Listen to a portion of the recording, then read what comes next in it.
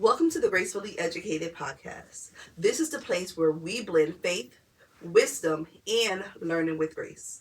I'm your host, Carmela Carter, and today I have the privilege of sitting with Mrs. Dr.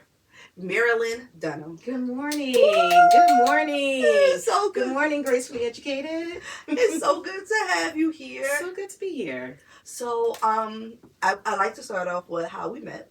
So we met when we were in high school. Yes. We both made the cheerleading team at the same time. Which was big. Don't leave out the key parts. We made out the team as freshmen, and there weren't freshmen on varsity. So Okay. come on, varsity. I think were we the only two? Or was one more? I think it was just us. Only two freshmen making varsity cheerleading at Trenton Central High School. You know. Come on, tornadoes. All right. Yes. And out throughout high school, I saw her around. We didn't really connect like that. But then recently, after all of these years, It's been a couple years, a few years. Yeah. Since high school. Yeah, since high school. Just a few.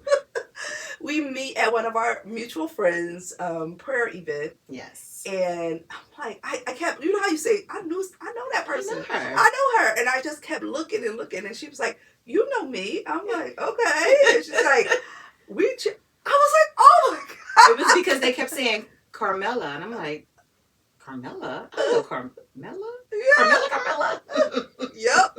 And it was just such a great moment. Yes. And I'm just so happy for the reconnection. Absolutely. And thank you for saying yes to even come on to the platform to share, because this is going to be all new for me. So I'm looking forward to getting in your business and really hearing the blessing of your journey into education. Amen. So how did it start? Where, how did you get into this role of education? So interesting. I had amazing teachers throughout Trenton Public Schools. Great teachers. And I came from a family, my father had a third grade education. Wow. And there were times where he needed me to read things for him. Wow. And what he said and what my mother said was, you're going to school. Mm. And so it was always ingrained in me that I would go to school. And once I got into college at Tennessee State, I said, I want to do something that would give back to where I came from, give back to people that look like me, because there's nothing like an HBCU experience. And I felt like I wanted to be in that community. So I studied special education, and I started teaching at the Trenton Community Charter School. Oh, wow. Up until 2004. And then I came out to Burlington and been in Burlington ever since. Wow. So let's back up to college. For me, a lot of people know my story. I dropped out of high school. And when I dropped out of high school, I went back. Of course, that's how I'm here now. But when I dropped out of high school, I felt like you said I had great teachers at Trenton High. I feel like I didn't have the support to push me through. So in that community, like, what made you go to college? How did you end up saying, I want to go to a HBCU because I want to be around, like you said, people that look like me? How'd you get there? So I'm not going to say that I set out to go to an HBCU. Okay. I'm going to tell you that Mr. Morrison, my guidance counselor, you Shout remember out. that name? That white on rice, he would not let me live my best life. He would constantly, I need you to fill this out. You're really smart. I need you to fill this out. You're really smart. You need to do this. You need to do this. Wow. And he showed up at my house on a Saturday morning. Yes, he did. Yes, he did. Now, you know your mom don't want anybody at your house popping up Saturday morning. Right. And so she's like, there's a man at this door. I'm like, what man, Lord? Clutch your pearls. What I do? The little boyfriend I thought I had, I said, hey, not to show up here. Right. It was Randy Morrison, and he said, I've been asking her to fill out this application for the Metropolitan Urban League or something like that. Wow. I filled it out, and I got a full scholarship to Tennessee State. Now, if you were to look in the yearbook, I was going to the University of Virginia. I had already paid my deposit. That's where I was going because they had given me the most money. And so I was going to UVA. Nope. I got that letter in the mail, said full ride. I went where it was free. I know that's right. And once I got there, it was a culture shock. It was a culture shock in that I was in Nashville. From Trenton to Nashville, Music's different, culture's different, people are different. They got Jerry curls and gold teeth. It was a lot going on. It was a lot going on. But the pride of being black. Every professor, that was the prerequisite. You're not going to do well unless you are proud to be black. And, you know, after a while, you started to say, like, I'm black and I'm proud. You hear me? And so the HBCU experience just was eye-opening for me. And Trent High, you're surrounded by black, you know? But it wasn't until I was in a black setting, academics, where everyone around me was just absolutely amazing. Dr. this and Dr. that and these people. And I was like, yes. Okay. I love that. Yes. I love that you said Mr. Morris, right? Mr. Morrison, yes. Mr. Morrison didn't let up on you. Did not. He did not. He did not let up on you. He did not. No, it was a little annoying at times, but I appreciate that. And because he saw something in you. Listen, I say it all the time. Mr. Morrison is the reason I went there. Nice. Where was Tennessee on the map? Right. I'm not going to Tennessee. See? Yeah. Yeah, he did that. And then even for your parents or do you have siblings? Yes, I have 3 brothers, and they're all older. I'm the baby girl. Okay. And the only girl. Nice. Did they go to college? Military. Wow. And one went to the penitentiary. Okay. Yeah. Well, the reason I ask is because, like, you're the only girl. My baby girl is moving to Tennessee. Oh, it was a big deal. We took all these cars. They packed us up. My dad was not exactly happy to drop me off and leave me. It was a big deal. It was a big deal. I can imagine. But they got on that Greyhound. Took them 3 days to come down there to see me. Really? They didn't fly. Well, it's okay. And they didn't drive. They got on the Greyhound. And we didn't have iPhones. We didn't have iPhones. We didn't have Uber and Lyft and all those good things. And there's no train station in Nashville. What? So it was plane or bus. And they got on the bus. That's awesome. It just goes to speak to, I think the reason I asked you those questions because it goes to speak to the parents that may be watching who have children that they're like, or even the educators that's watching, like, there's something special in you. And speak to it. And I need to cultivate that in you. Speak to it. So that you can be great. Mr. Morrison. Yes. Come on, Marilyn. You are going to this school. You know, your mom and dad, even though I'm sure afraid and unsure how they were going to pay for it, even the UVA. Yeah. They didn't have the money. Right. So, you know, how are we going to pay for this? We're going to figure it out. We don't know. Right? Because it's intimidating. They've never done this process. Right. Neither of my parents went to college. So they didn't know any of that. But it was, okay, Mr. Morrison says this is good. They give you this amount of money. We're going to get you there. Right. We're going to do our best. We're going to send you care packages. Those was great. I used to get those. Honey. Yes, sir. But, you know, it was, I would say, speak to it. Yeah. You see that in a child, even if you don't see it. Yeah. Speak it until you see it. Yeah. Manifest it. Yeah.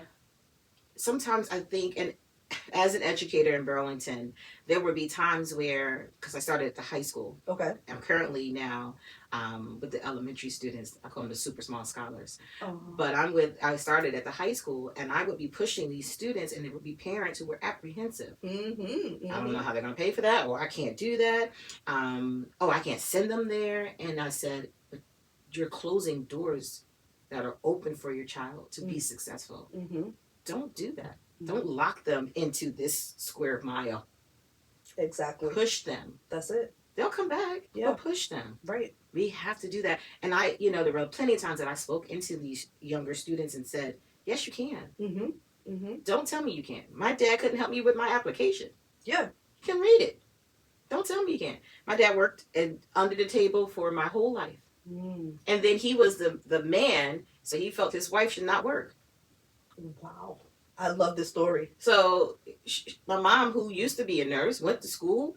She had a associates.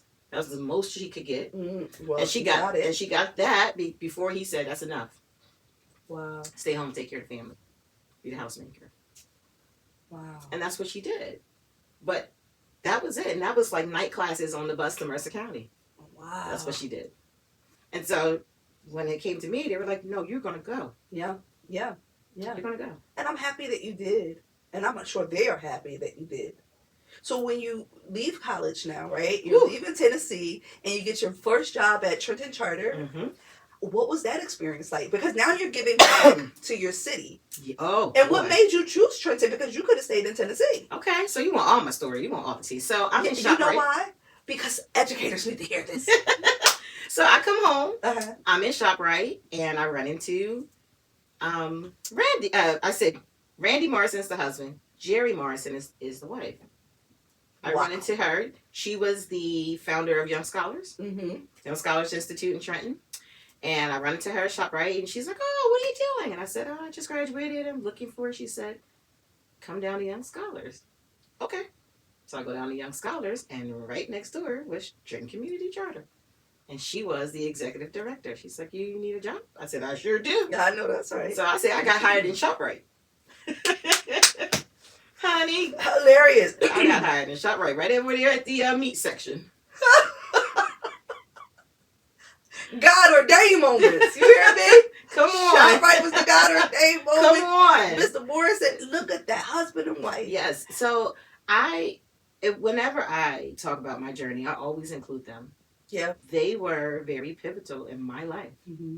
And they weren't the only. I mean, like I said, I had great teachers at Trenton High.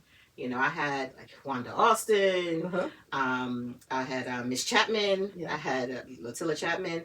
I had these people who would not let me. Dr. Washington? Did you have Dr. Washington? I didn't have Dr. Washington. Okay. I'm thinking of Valerie Quinn. Oh, Miss Quinn. Oh my goodness. AP US History. First day of school, we walk into class. I'm already thinking like, do I want to take AP? She wrote it on the board. APUSH. This class is a push. If you're going to be in this class, I said, oh, she's going to push me out the door.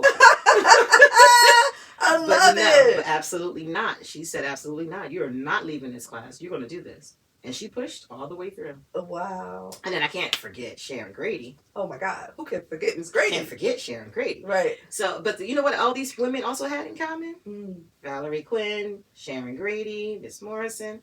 They were all members of Delta Sigma Theta Sorority Incorporated. Okay. All of that shaped me to become who I am. Wow, is that why you wear the red and pearls? Well, I am a member of Delta Sigma Theta Sorority Incorporated. Well, make sure you send this to your Delta sisters. You hear me? It's so funny, right? Right now we are getting ready to give food out for a food drive this morning. So I left from there, came here, and I'll go back there. Wow. So it's that give back. Yeah. You know? We're a service sorority, and we're focused on that community service piece, and it's a big part of who I am. Wow. And when I think about it, it's Deltas who helped shape me. Wow. So now it's my time to pay it forward. I love it. So when you think about Marilyn, the bachelor's degree, right? Where did Marilyn, the master's degree, come from? And then where did Marilyn, now the doctor, my God. Come on. Won't he do it? Won't he? Marilyn the Masters comes from these principles are terrible. Oh, well, tell the truth. Come on. I mean, you know, I'm working. I'm going to just be quiet. I'm working in a couple of spots, and I'm like, what is this? Like, you're the leader. Set the tone. Motivate, inspire. And just as clear as day, I'll never forget, I'm at work, and God said, well, what you do? What about you? It was clear. Wow. And I remember, like, I guess I should do it if I think I can do it better.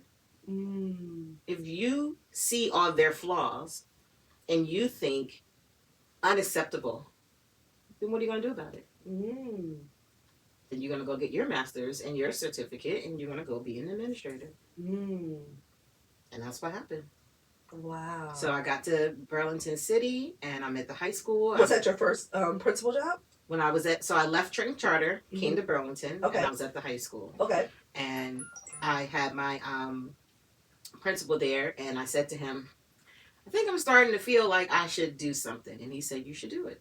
And I did. So I was his intern, and that's when I got my master's in administration. And I got my supervisor and principal cert. And it was about 3 years before I actually started working as an administrator, because it just was, everybody was in positions. There were no positions. You had to kind of wait until people retired and all of that. Right. And so 2009 was that big push of a lot of administrators and educators at the top of the scale just They all left because they could see the writing on the wall. Mm-hmm. And they all, left. And then I was able to get my foot in the door and start as an administrator. Wow. Yep. What was that like, being a principal for the first time, Marilyn? So you had to think about our principal at the time. I cannot think of his name. I know he was light skinned and short. Ramsey. Mr. Ramsey. Rambo, girl. They used to call him Rambo. Okay, Little Mr. short guy. Ramsey. Oh my God. I used to run from him because I was that type. I was not. She was good. I was okay, and I used to see him in the hall. I used to run? He didn't play any games, honey. Playing. We had Rambo and Miss Tassie. Miss Tassie. Yep. Miss Tassie was first, and then we had to run from her too much. She would no. She just let you do what you want to do. But Rambo, he didn't play those games. He came in there like Fair East Side. Yes, he was Joe Clark. He was Joe Clark. Yes, he was. Yes, he was. But looking at him as a principal, right? You're like, and I'm sure you had other principals that was inspiring. So now you're like, okay, now I'm stepping into this role. What were some of the things that you gleaned from other principals that, like, you know what, set the tone to maybe, because I heard you talk about the teachers that set the tone for you becoming an instructor, but what about becoming a principal? I think it was several things. I look at my work in education as my ministry. Mm-hmm, absolutely. I love that. So I approach it from that point of view, that perspective. And so I set the tone, I model. I consider myself a servant leader. Mm-hmm. Oh, you're principal now. I am the director of elementary education for the City of Burlington Public Schools. I jumped ahead. Go ahead, keep going about the principal. So I was VP and the superintendent. I went to the interview thinking I was interviewing for the supervisor of child study team because I got my bachelor's in special ed. I taught special ed. I wanted to stay in that realm. There's a lot of us in special ed, a lot of Black boys thrown into special ed. So that was my focus. I wanted to stay there, maybe declassify a few. Let's do some things. So I'm in there and I'm interviewing and I'm ready, girl. I got all my answers. I'm talking law. And she's asking me things and I'm like, what? She said, you were interviewing for the administrator position at the elementary school. I said, no. No, actually, I thought I was interviewing for the supervisor of the child study team. She said, no. I want you to go to the elementary school. I love that. And so I'm like, I'm teaching senior English. And wow. You want me to go to kindergarten? What? Are you kidding? I was the cheerleading coach. Yeah. I coached the cheerleading team at the high school. You want me to go? So, and it's in the same district, right? I didn't even know where the elementary school was. Wow. Because why do I need to go over there? I go to the high school. I do what I do over here. Got there, and I'll never forget my first full assembly. I brought the kids in, and I'm Mrs. Dunham, and I had my little PowerPoint going. So at the end of it all, I went to the teacher, and I said, Miss Fisher, how do you think that went? She said, yeah, they had no idea what you were talking about, but they loved it. I was high school trying to talk to little people. Yeah. I was using words they didn't know. It was an adjustment to go from. Yeah. And then to be in leadership, I'm learning as well. So I'm learning, it's on the job training. I'm learning little people. Right. I'm learning what works best for them. Right. Academically, how the classroom should be set up, the environment of the classroom. Oh, I'm a big culture leader. Oh my goodness. Like, that was, because it's different. It really is. Now, don't get me, it's not very much, everybody needs to feel safe. Right. To feel like they belong. Right. To feel like they're a part of this classroom. That's preschool up. Everybody wants to feel like I'm a part of this. But the little people needed just a little bit more. Mm-hmm. And not only did they need that, it was a lot of singing. It's a lot of singing and rhyming, and it's a little different from the high school. Absolutely. Okay. I worked at elementary and high school. A little different. Everybody's sitting on the floor, I'm not having to deal with harassment, intimidation, and bullying, and fighting, and videotapes. She took the ball. And I'm looking like, okay, stop. Give the ball back. Just cut it out. And so it's, interesting to that shift. But then also learning from the instructors. I find that a lot of times administrators puff themselves up. And in puffing themselves up, I'm the boss, it's my way. Instead of the front line are your educators. Mm-hmm. You matter. Now, don't get me wrong. I tell my boss all the time, I'm in the business of children. Ultimately, every decision I make is about that. If there's a staff member that's not quite cutting it, I'm okay. I'm saying, bye-bye, sis. Because I need, the children don't get a do-over. Yeah. Yeah. If Yeah. if this is a mediocre, subpar teacher, we don't say, sorry, you had a bad teacher, we're going to give you first grade again. No, we don't. We send them on. Yeah. And hope they catch up. Yeah. And they have a better teacher next year. Mm-hmm. That's unacceptable for me. Mm-hmm. But mm-hmm. I also understand the value of building capacity in your educators. Right. I understand the value of building teacher leaders. Absolutely. And so you find them. They rise to the top, and you see that. And you build that and you cultivate that. Absolutely. So as a leader, I made sure that my door was open. Mm-hmm. I'm accessible. I'm approachable. Right. And I would, when they would come in, I would say, now, is this a session of solving something? Mm-hmm. Or do you just need to get something off your chest? Because Mm-hmm. everybody needs a place to go to be right. able to, whoo, right. I feel better, mm-hmm. right? Or are we looking for solutions? Absolutely. So if this is a solution session, don't come in and think I have all the answers. There is one who is all-knowing. It is not me. So when you come in already thinking of some solutions. Right. I'm okay with saying, girl, I don't know. Yeah. We can find out together. I'm going to do some research. You do some research. We can figure this one out. Absolutely. But I know a lot of my colleagues who won't say that. Mm. I also know that I felt comfortable as an administrator picking up the phone and calling another seasoned administrator. Mm-hmm. Girl, let me tell you what would you do in that? Give me some ideas. I don't know why we try to isolate ourselves and work in silos. Yeah. I agree. That's big as what I've seen, because I've been in education for 20 years, like what I see within administrators as well. Right. I love this idea of servant leadership, where we serve even in leadership. So even if it means like we're going to sit in a classroom to learn before we actually admin. Maybe give yourself 10 days to, like, you know what, every day I'm going to visit another classroom and I'm going to learn from this instructor who knows more than me in this space. I changed nothing that first year. A lot of people come in and they want to, it's my way and we're going to change this, that. I don't know what works and what doesn't work. Right. I changed nothing. I came in, I sat, I learned. Some things were like, okay, why are we using that stairwell for that? Okay, that we're not going to do that. That doesn't that's not good logic. Yeah. But just in general, yeah, that's what I did. Right. I sat and I learned. Yeah. I have some amazing staff. Yeah. I think the relationship that I have with my staff today is because I did that. Yeah. Because I sat, I learned from them. Then I would say, you know what? I need you to go see Miss Carter. Mm-hmm. I just was in Miss Carter's room and she did such and such and it was phenomenal. The differentiation in her classroom, oh my God. Yeah. No one has ever been in your room. Mm. Yeah. To say or to highlight the so things that you've peer done. learning. Oh, I'm using my peer. Why can't you use your yours? peer? Mm-hmm. I love that. I love that. And I'm sure that that's why you started to step into, like, okay, I'm going from bachelor's to master's. Now I'm going to be a doctor. So let me tell you how I got to that role. Because, but I'm just saying, like, your admin role now becomes like, okay, there's more. And I love that. There's more. But I'm sitting in a meeting with the administrators, and this one had started his journey, and this one had just finished, and this one was starting, and the superintendent, and there were 3 women of color, myself and 2 other administrators, and they were all going to be doctors, and we weren't. I said, we got to go to class. We got to take some coursework. Right. Because why not? Yeah, absolutely. Now, did I have to? I didn't have to. No. I have my certs.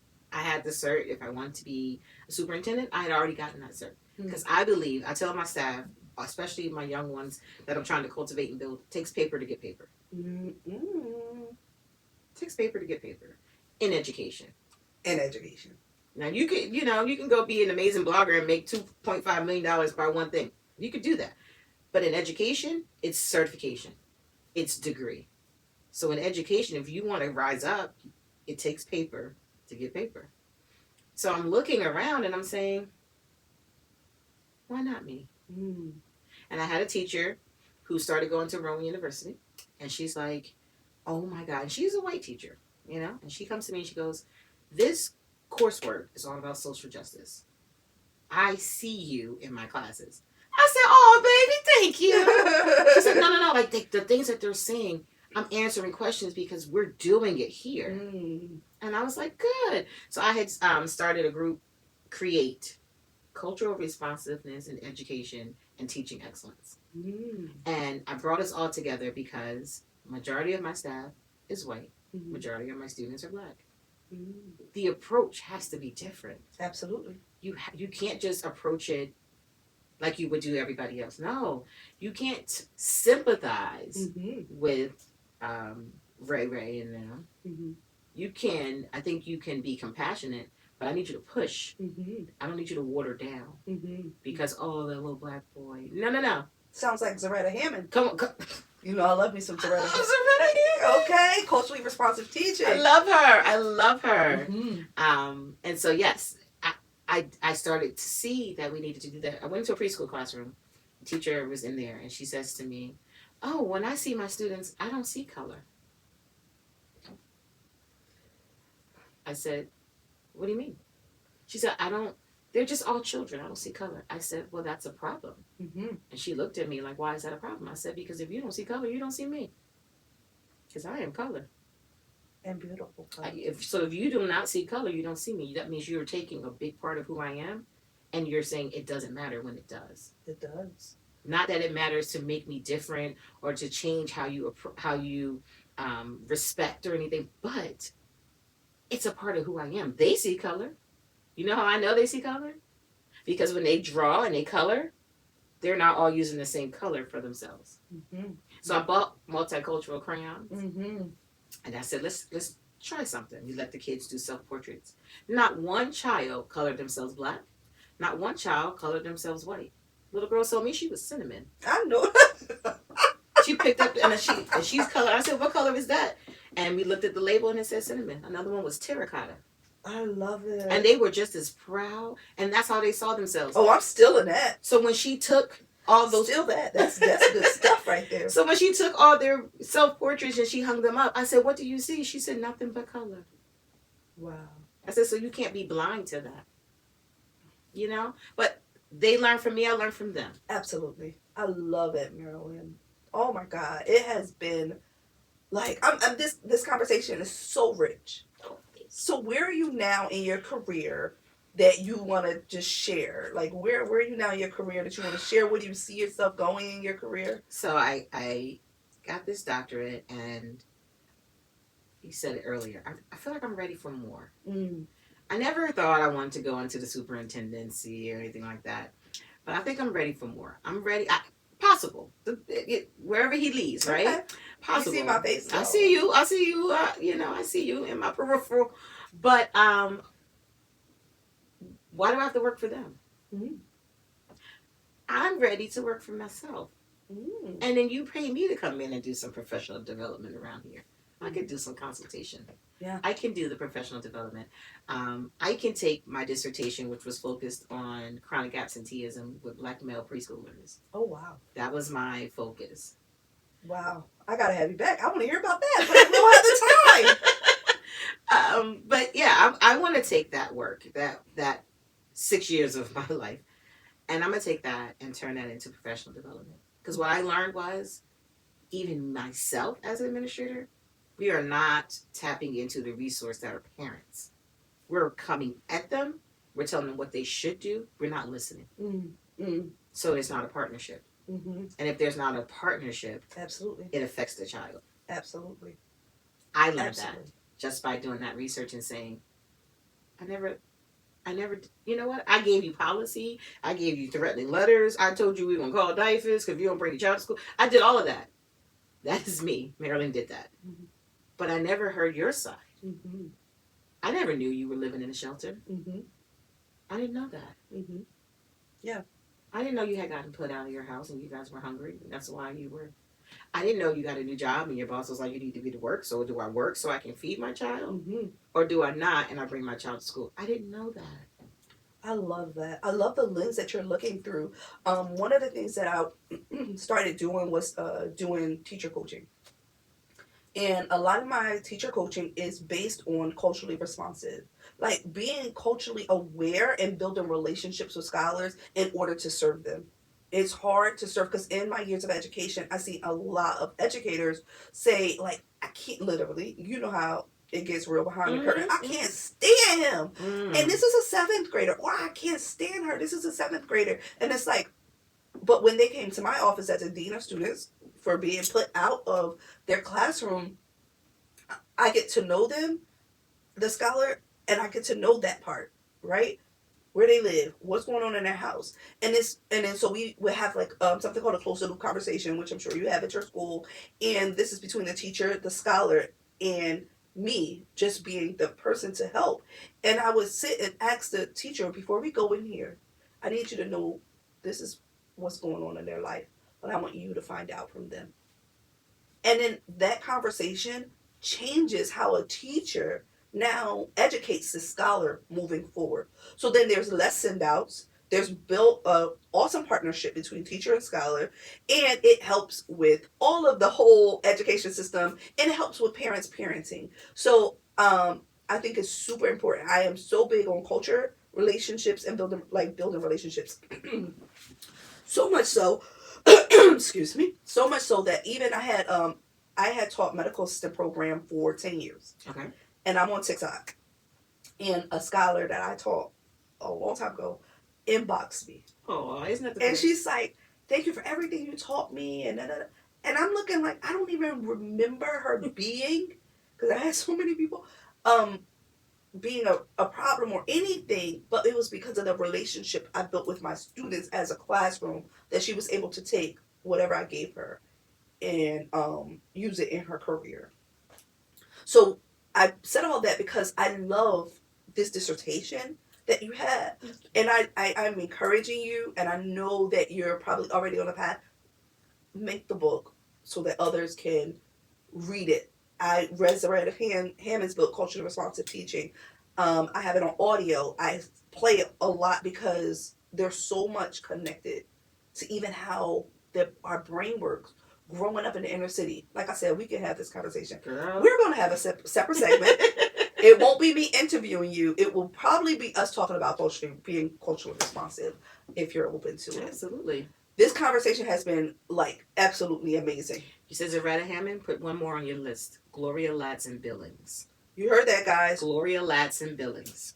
Okay. I'm going to read her book. Good read. What's the name of the book? She's got several articles. She's got several books, but she also comes from cultural responsiveness. Okay. And that critical race theory. Mm. Huge. Okay. Love her. Definitely going to put it on my list. I cannot wait to have this conversation with you. Yes. Outside of this. Anyway. So, real quick. If there's a person in the Bible, because I know you're a Bible thumper too. Ooh, yes. That you can say, I closely relate this person in my current education. So let's just say we have, not Jesus.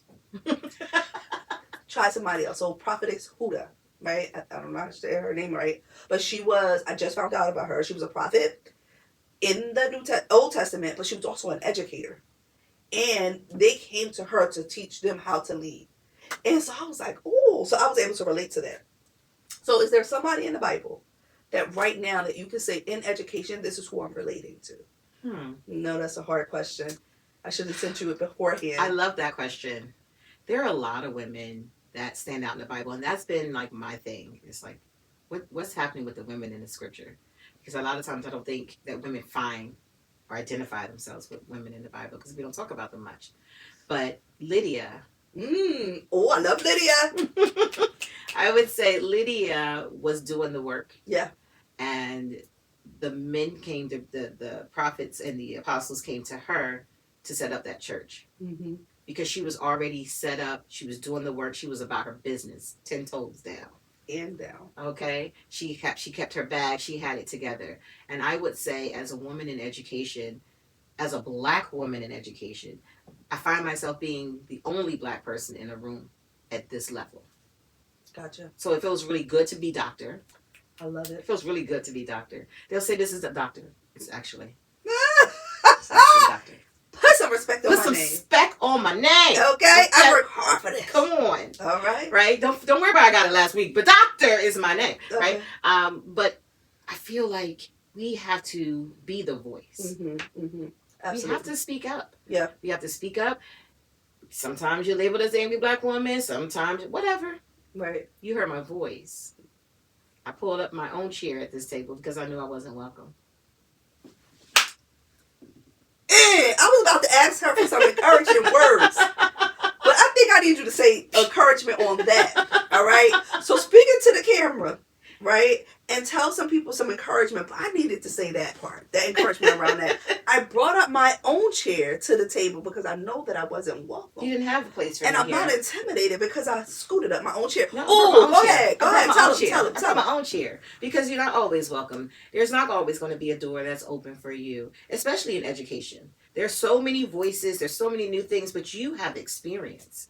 You have knowledge. You know what's successful and what's not because you've done it. Speak up. I love it. Open the door. Let me in. Or what's the song? Take me through there. Let me in. Come on, let me in this room so that I can tell you what I know. So I can tell you what I've experienced. Wow. Don't be intimidated. You are enough and your voice matters. Oh my goodness. I know that you guys have soaked up so much because I have. I mean, I'm sitting here like a sponge, okay? And it's been a blessing having you here. I'm so honored. And I know that you guys today on this particular episode learned faith, wisdom, and learning with grace. If Dr. Marilyn has blessed you, leave her a comment. Yes. Like this video. Share this video. Tell your girlfriend, listen, you need to listen to this doctor because the way she inspired me has been amazing. And until next time, make sure you like, share, and subscribe. Have an amazing day.